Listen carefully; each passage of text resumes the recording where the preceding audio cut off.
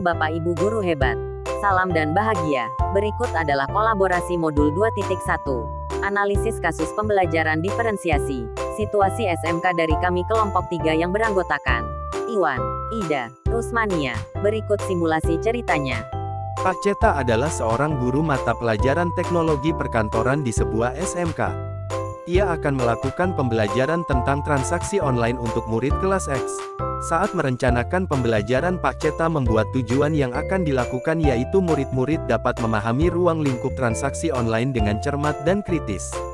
Adapun ruang lingkup transaksi online ini akan terdiri dari materi mengenai pengertian transaksi online, manfaat transaksi online, dan jenis-jenis transaksi online. Sehubungan dengan pandemi saat ini, pembelajaran pun terpaksa dilakukan secara daring. Pak Ceta memutuskan untuk membuat sesi melalui Google Meet dan dilanjutkan dengan sesi WA-Group kelas. Ia membuat skenario pembelajaran sebagai berikut. Pak Ceta akan membuat sesi daring melalui Google Meet dengan murid-muridnya di satu kelas. Setelah melakukan pembukaan dengan berdoa dan bertanya tentang perasaan murid, Pak Ceta lalu menjelaskan tujuan pembelajaran apa yang ingin dicapai. Pada proses pembelajaran kali ini, Pak Ceta menggunakan discovery learning di mana nantinya murid-murid akan menggali informasi sebanyak-banyaknya secara mandiri, dilanjutkan dengan sesi penguatan dan menarik benang merah dari informasi yang diperoleh secara bersama-sama. Pak Ceta lalu menjelaskan tahap pembelajaran yang akan dilakukan oleh murid-muridnya melalui slide presentasi yang informatif. Terdapat bagan timelin pengerjaan tugas, penjelasan dan gambarannya. Ia menjelaskan topik yang harus digali oleh murid secara mandiri di rumah adalah tentang ruang lingkup transaksi online yang terdiri dari materi mengenai pengertian transaksi online, manfaat transaksi online, dan jenis-jenis transaksi online. Setelah itu murid-murid dibebaskan untuk membuat rangkuman dari informasi yang didapatkan dalam ragam bentuk poster, PPT, note, mindmap, del. Di sesi selanjutnya, murid-murid akan kembali ke ruang online Google Meet kelas dan berbagi mengenai informasi yang diperoleh. Lalu Pak Ceta akan memandu proses penarikan benang merah. Di akhir pertemuan daring, Pak Ceta memberikan waktu untuk muridnya mengajukan pertanyaan jika ada hal-hal yang kurang dimengerti. Dia juga mempersilahkan muridnya untuk menghubungi via WA kelas jikalau ada kebingungan saat menggali informasi secara mandiri di rumah.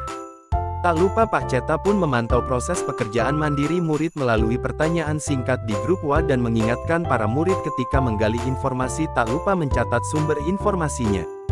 Saat proses memantau ini, Pak Ceta melakukan asesmen informal. Ia menemukan beberapa murid-muridnya masih ada miskonsepsi dan perlu bantuan, maka Pak Ceta kemudian menghubungi murid tersebut untuk meminta bertemu dalam sebuah kelompok kecil secara daring untuk memberikan petunjuk ulang atau bantuan pertanyaan-pertanyaan yang membantu murid mendapatkan pemahaman lebih baik.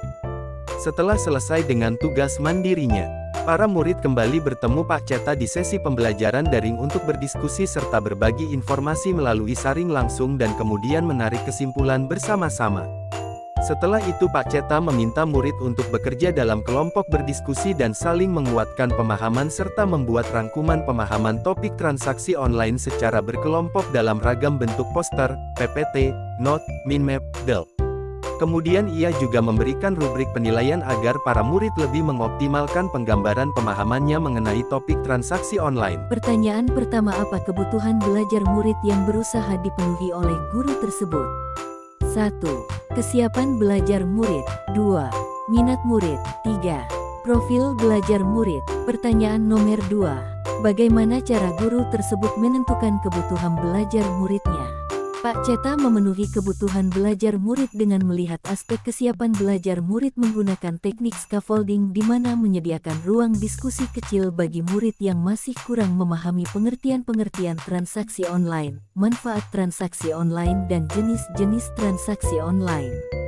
Pak Ceta juga memberikan petunjuk-petunjuk ulang atau bantuan pertanyaan-pertanyaan untuk membantu murid mendapatkan pemahaman yang lebih baik. Pertanyaan ketiga. Strategi pembelajaran berdiferensiasi apa yang digunakan? Yaitu, pertama, diferensiasi konten. Terlihat dari menggunakan slide presentasi yang informatif, terdapat bagan timelin pengerjaan tugas, penjelasan dan gambarannya. Kedua, diferensiasi proses. Dilihat dengan menggunakan model pembelajaran discovery learning agar murid mampu menggali informasi secara mandiri, membuat diskusi kecil untuk murid-murid yang miskonsepsi.